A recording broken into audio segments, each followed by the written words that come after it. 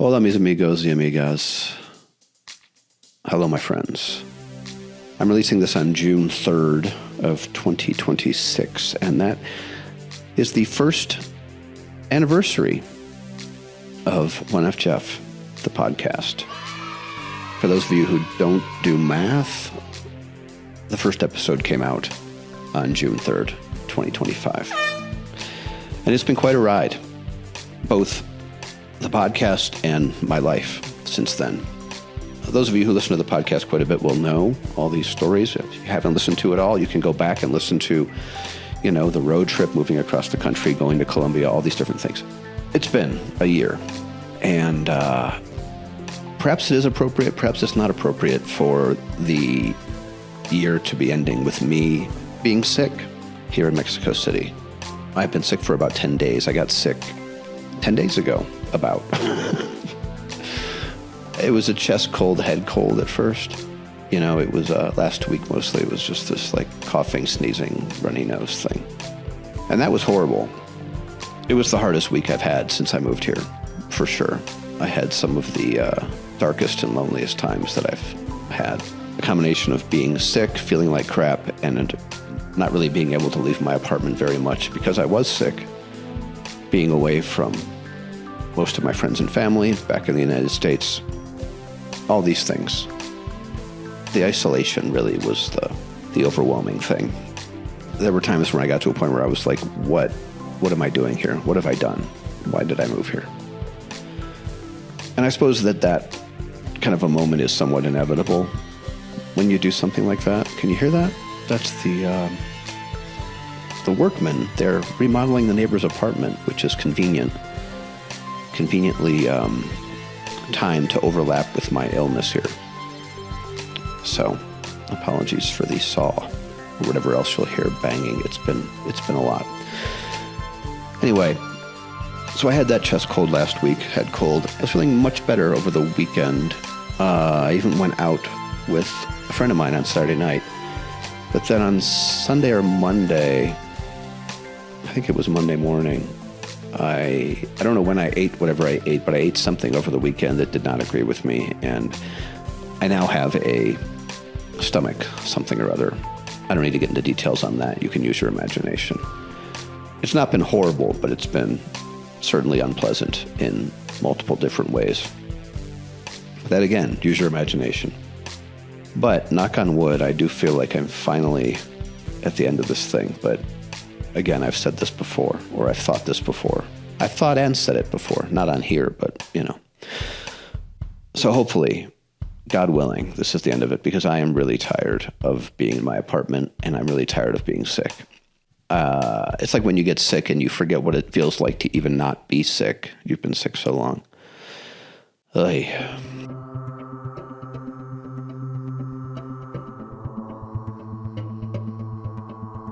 Another magical thing that happened last week was I went out with a friend of mine for coffee on Saturday morning. And when I got back to my apartment from getting coffee, I actually ate a chocolate croissant at that coffee house. I wonder if that was what did it. I don't know. Anyway, when I got back from getting coffee with my friend, I walked into my apartment and I took my shoes off and I was just walking around and I was like, why are my socks all wet? And then I looked around and I noticed, the toilet had been overflowing since I had left. And there was like a 1/4 inch of water, however many centimeters that is for the rest of the world, all over my floor. I mean, not every floor. Fortunately, it didn't come in the bedrooms, but it was in the bathroom, the living room. It was in the kitchen. Yeah, it was a mess. It was a mess, and I had no idea how to clean it up. I only had 3 towels. I still only have 3 towels. I actually have a few more towels now. I reached out to the owner of the apartment and said, this is what happened, and, we're kind of communicating back and forth in broken Spanish, broken English, and I'm like, I don't know what to do. Is there a mop? And he's like, there's no mop. And he sent me a picture of you can use this device, this mop. I guess you could call it I don't know what it is. One of those things that you push water with. Like when you wash your car windows, it's not a squeegee. It's the other side of the squeegee, but it's on a stick and it's long. I don't know what to call it. Anyway, he showed me a picture of that with a rag attached to it to make it into a mop. I didn't have really a rag either. I had really no capacity to clean up this water. Fortunately, the floor is cement, so it wasn't going to leak down to the floor below. I don't think it did anyway. So I reached out to Patricia, and she ordered me a mop and some like dish towel rag kind of things. And those showed up about 30 minutes later. And still, though, I only had then, 6 towels at this point, maybe 7, which wasn't really enough to clean it all up with. So eventually this is an exciting story, isn't it? I know. So eventually I got one of these squeegee things and just pushed water and found a dustpan and started pushing the water in that with the squeegee thing and then dumping it into the shower. And it took a while. It took quite a while, like 2 or 3 hours. I mean, and of course, I should have mentioned earlier, as soon as I got home and saw the toilet overflowing, the first thing I did was stop the toilet from overflowing. So yeah, I mean, I took care of it, but boy, unpleasant. Not how I wanted to spend my Saturday afternoon. And another in a long line of me clogging toilets all over the world. This is probably the pinnacle, this one, of me clogging toilets. And now perhaps I'll actually be more careful. I honestly don't know what happened. Like the toilet, number one, is garbage. I don't want to explain the mechanics of why it's garbage, but it doesn't have a solid flush on it. So it's not entirely my fault. It's partially the toilet's fault. But yeah, I am going to be more careful with the toilet from now on because I don't want that to happen again, obviously. Anyway, it's taken care of now. I mean, maybe I got sick because I was like cleaning up toilet water all day on Saturday. I don't know. It doesn't matter now. Anyway. And then that night, a friend of mine and I had bought tickets to see the new Jim Jarmusch film at the Cineteca here in Mexico City, which is this amazing movie theater that many people have said, you got to go to Cineteca. Go to Cineteca. It's amazing, blah, blah, blah, blah. So finally we were going to Cineteca and we got dinner, and then I told her the whole story about the toilet overflowing, and she said, oh no. And we walked they have these, Mexico City, they have many kinds of public transport. They have subways and buses, of course, and Ubers and whatever. But then they also have cable cars, like, gondola things, like at a theme park, right? They have 3 or 4 lines of this cable car thing. And it's wonderful. It's a wonderful way to get around because it's quiet. You get to see the whole city. It's awesome. And the cable car went right to the Cineteca. So we're like, this is great. We can just take the cable car. And it was wonderful. There's a full moon. Very pretty. Took the cable car, got to Cineteca pretty early because I wanted to wander around, and she wanted to get popcorn, so we're wandering around the Cineteca, and it's an enormous space, huge.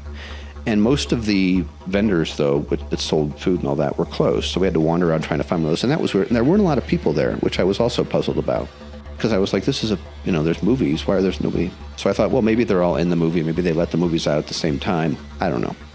So we wandered around there for a while, and then finally we're like, oh, we should find our theater, And so we finally asked somebody which theater our movie's in, and come to find out that we are in the wrong Cineteca, that there are, in fact, 2 Cinetecas in Mexico City, and the one we were in was not the correct one, which made me kind of happy because, I mean, the Cineteca that we were in was beautiful and big and cool and everything, but it was strange because it wasn't like the pictures that I had seen on Google Maps or whatever. So, but it was dark, so I was like, oh, maybe it's just dark.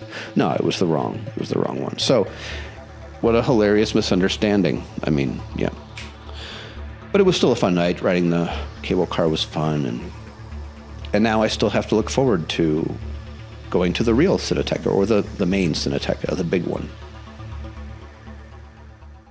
I do have an announcement of sorts. Due to both my illness and my need for a bit of a respite from editing podcasts, I'm taking a bit of a break with the podcast. I'm still going to release episodes every week, but they might just be short little things like this for a little bit.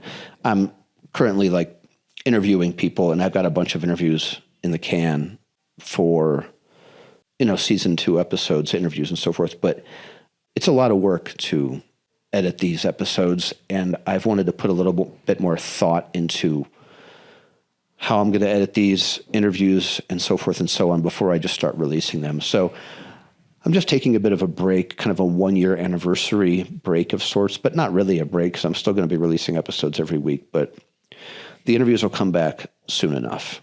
Don't you worry. Don't you worry. So appreciate your understanding. Appreciate your continuing to listen to the podcast. Appreciate everybody. I appreciate everybody who's listened to the podcast over the last year. Thank you for listening. Thank you for coming back. Most of all, thank you for supporting me on Patreon. Those of you who are supporting me on Patreon. And if you aren't supporting me on Patreon, I can think of nothing better to give me for a 1-year podcast anniversary gift than to go on patreon.com/1FJeff and sign up to support the podcast. For as little as $5 a month, that's a mere 100 pesos, give or take. You can help support the podcast. As I said, you can get access to some early content, and you can feel like you are amongst the 1FJeff elite. Not the proletariat, the elite. And you can make me feel better in this time of feeling bad. So yes, go to patreon.com/1FJeff and sign up. Please and thank you. And while I'm at it, why don't you go ahead and like, rate, subscribe, and review this podcast if you have a moment, when you have a moment. It doesn't take very long, and it really does help the algorithmical gods to put this podcast in the place where more people can find it. So yeah, like, rate, subscribe, review on whatever platform you happen to be listening on. And, God, I'm so tired. My brain isn't really working very well. I apologize.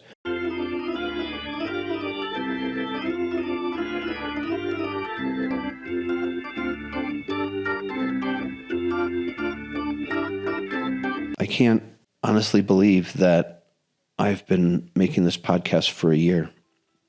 I couldn't believe it when I did 5 episodes. I couldn't believe it when I got to 10. Couldn't believe when I got to 20. You get the pattern. But yeah, having done this for a year, and there's like more than 50 episodes out there, I can't. Go me. So thank you for sticking with me if you've been there, and thank you for listening just right now. If this is your first episode, I promise you that this is not typical of all the episodes. This is a bit of an anomaly because of the sickness and the sickness. But if you were enjoying this, then by all means, please let me know. Send me an email at 1FJeffPod@gmail.com or call me at 669-241-5882. That's 1-669-241-5882. Oh, that one was not good. It's hard to make a song out of a phone number, I've learned. Garfield 12323. I need something like that. Does anybody else remember that? Clevelanders? Is that only a Cleveland thing?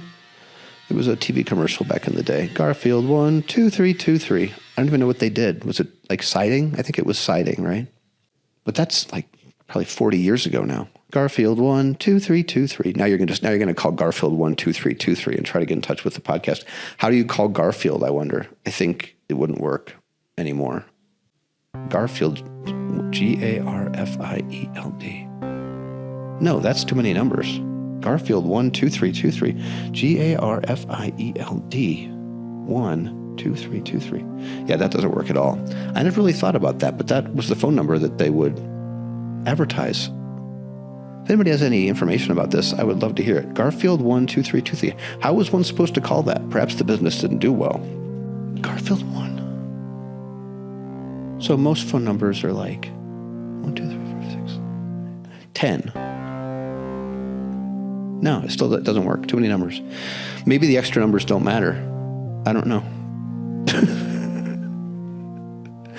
Yeah, just going to keep talking about old Cleveland, Ohio television advertisements with memorable jingles. That's what this podcast is going to be now. It's about old Cleveland, Ohio commercial jingles that we can remember. Garfield one, that's an earworm though. I mean, if you're from Cleveland and you don't remember Garfield 12323, if you're of a certain age, then email me at onefjeffpod@gmail.com and we'll talk about it. No, don't email me with that. No, do. I mean, I'm not going to tell you not to email me. Why would I do that?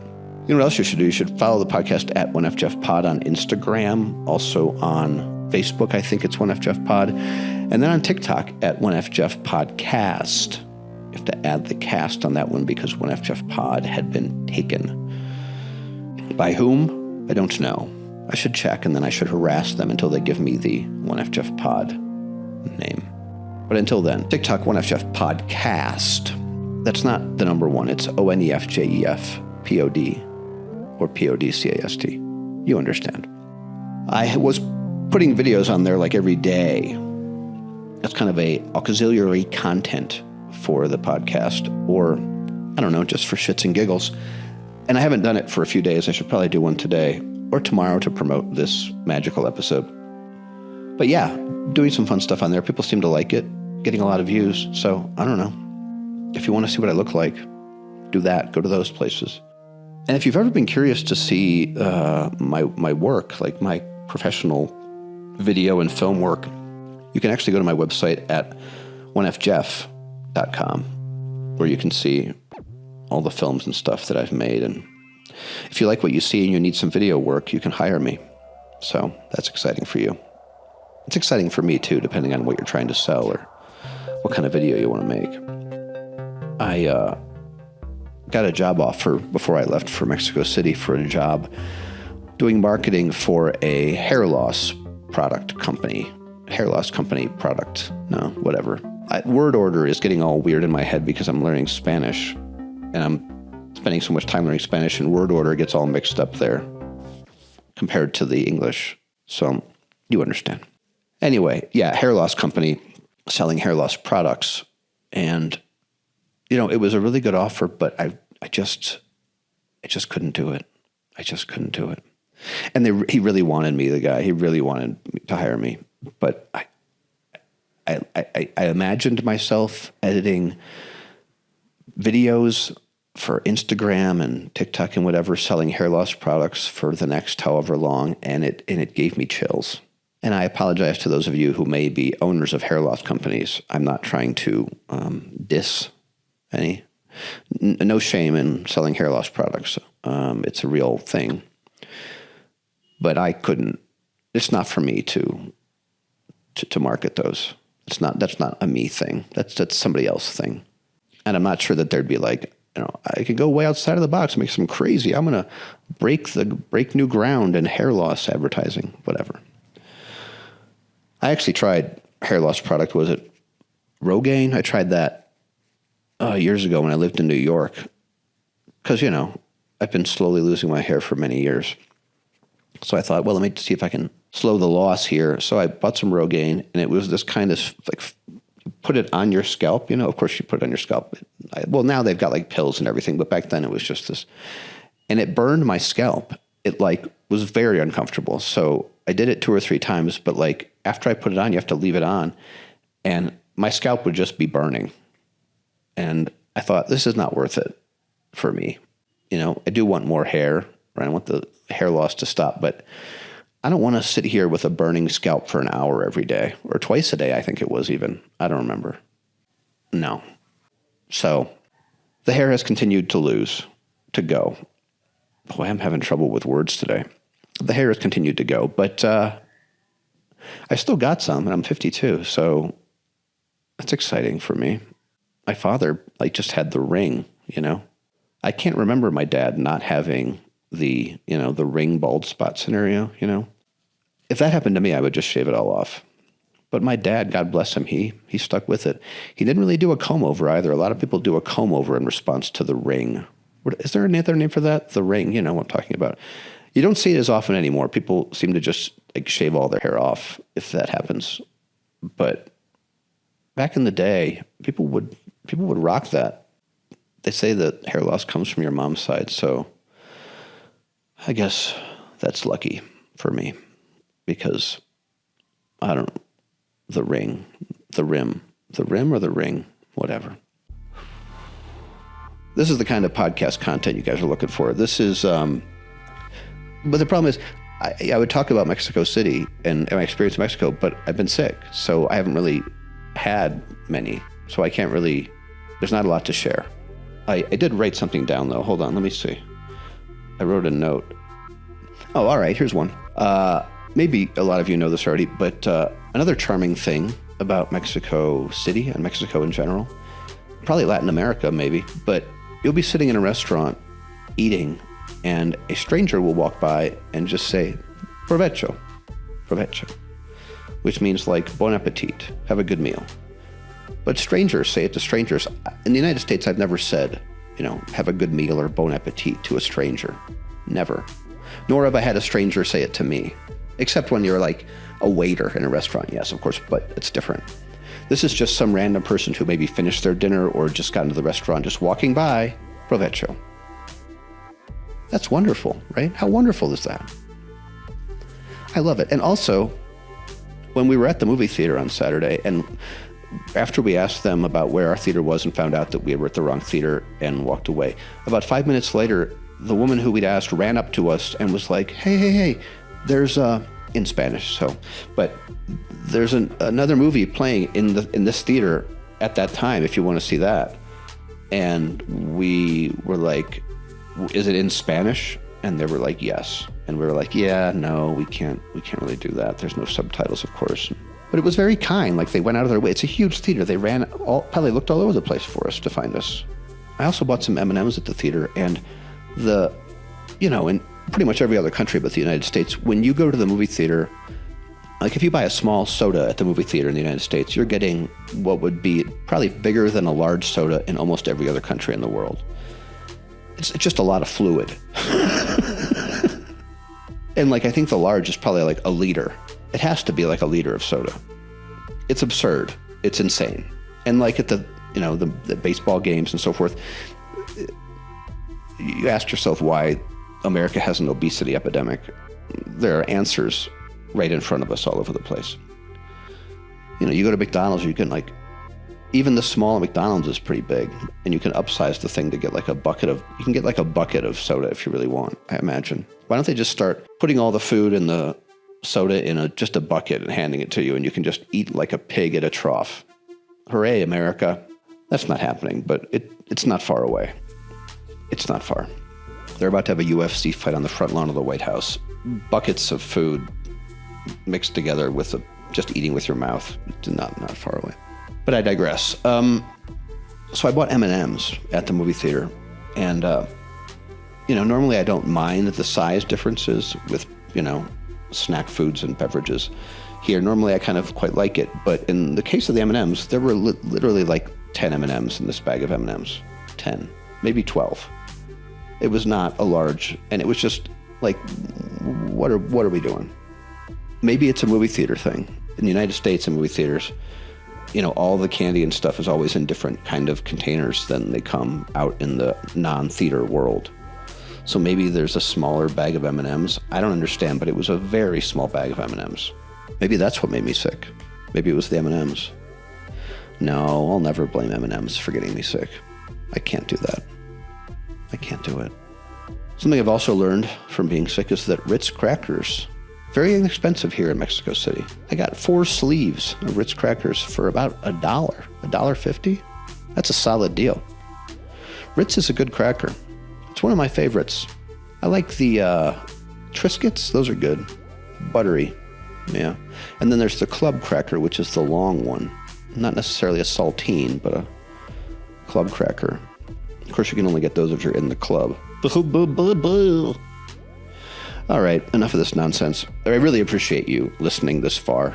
I appreciate all of you, each and every one of you, for listening to the podcast, for letting me into your ear holes every week for the last year, or maybe just twice.